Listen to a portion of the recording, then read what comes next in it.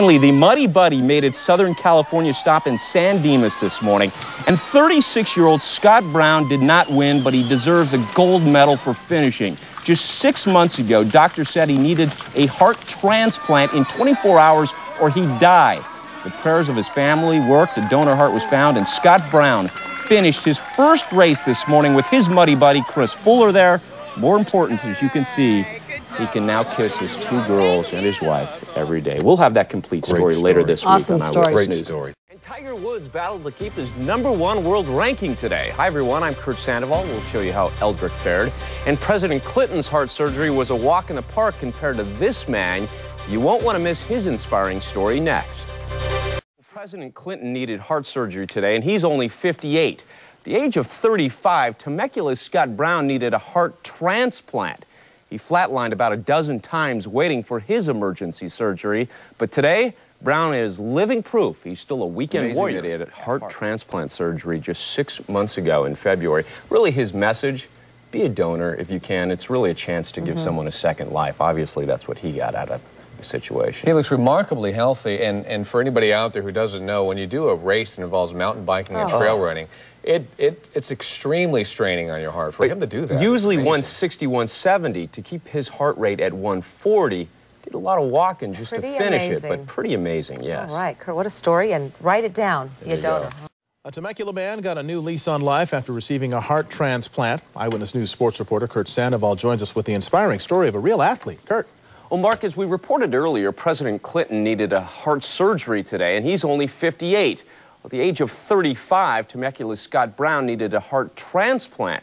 In fact, he flatlined a dozen times waiting for his emergency surgery. Today, Brown is living proof he can still be a weekend warrior at heart.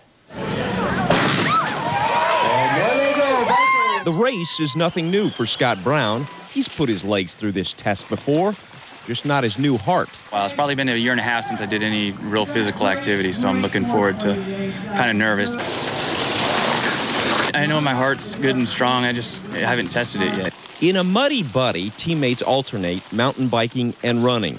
Team Heartthrob is not here to win it, but they do plan to make a statement. Every time his heart is beating, the beat is saying thank you, and I'm sure Scott wants to be saying thank you for a long time. Scott wears this monitor to make sure his heart rate doesn't go above 140 in the race. Well, he's just 36 years of age. His heart has only been in his chest for 6 months. Every time he wakes up, that's the first thing he does. He gives the kids a hug and a kiss, and he just thanks the donor family. It was just last February, after a year with a defibrillator, Brown was put on a donor's list for a new heart. The process can take months, if not years, but doctors said Scott wouldn't survive 24 hours without a transplant.